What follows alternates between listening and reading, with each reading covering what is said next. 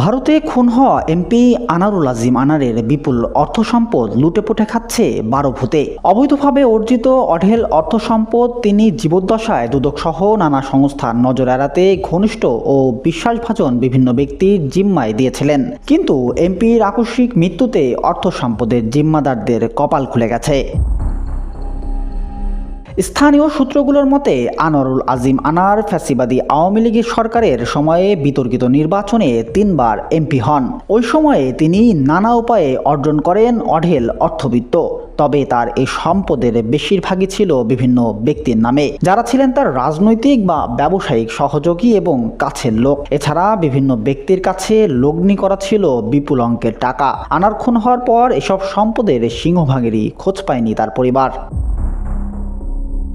MP থাকাকালে সবচেয়ে বেশি নগদ টাকা ও সম্পদ ছিল তার একান্ত সহকারী আব্দুর রব, রায়গ্রাম ইউনিয়নের চেয়ারম্যান আলী হোসেন অপু ও জামাল ইউনিয়নের চেয়ারম্যান মোদাচ্ছের হোসেনের নামে। এছাড়া নগদ টাকা ও সম্পদ করেছিলেন বস্তা ব্যবসায়ী আলী ওরফে বস্তা আলী, আনারের ব্যক্তিগত গাড়ি চালক তরিকুল ইসলাম, বাড়ির কর্মচারী তরিকুল, যশোর শহরের এক মোটর পাস ব্যবসায়ী আনারের ভাগ্নি পিন্টু, বেনাপোলের সিএনডি ব্যবসায়ী রুবেল, খুলনার কয়লা ব্যবসায়ী রাজীবুল সহ অর্ধশতাধিক মানুষের কাছে তার নগদ অর্থ রক্ষিত ছিল।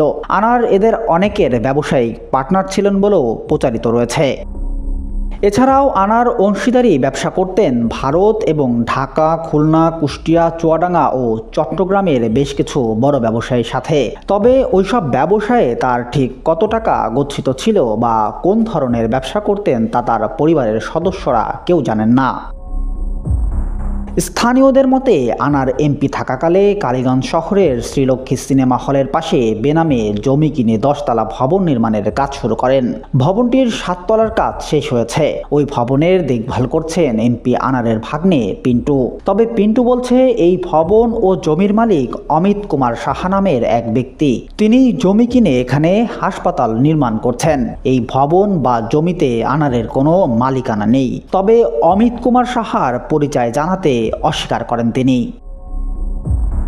আনার 2014 ও 2018 সালে ভোট চুরির ইলেকশনে নির্বাচিত হয়ে 2 বার পূর্ণ মেয়াদে এমপি ছিলেন। এরপর 2024 সালের নির্বাচনের মাত্র 5 মাস পর ভারতে গিয়ে খুন হন। খুনের পর আনার স্বর্ণ ও অস্ত্র চোরাচালানের সাথে জড়িত ছিলেন বলেও বিভিন্ন সংবাদ মাধ্যমে খবর প্রকাশ হয়। মাফিয়া জগতের ডনদের সাথে দ্বন্দ্বে তিনি খুন হন বলেও দাবি করে কয়েকটি গণমাধ্যম।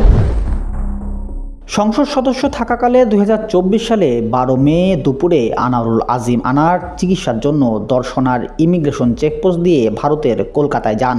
সেখানে পৌঁছে পশ্চিমবঙ্গে বরহানগর থানার অন্তর্গত মণ্ডলপাড়া লেনে গোপাল বিশ্বাস নামে এক বন্ধুর বাড়িতে ওঠেন। পরের দিন 13 মে ডাক্তার দেখানোর জন্য বাড়ি থেকে বেরিয়ে যান। এরপর থেকে রহস্যজনকভাবে নিখোঁজ হয়ে যান আনার।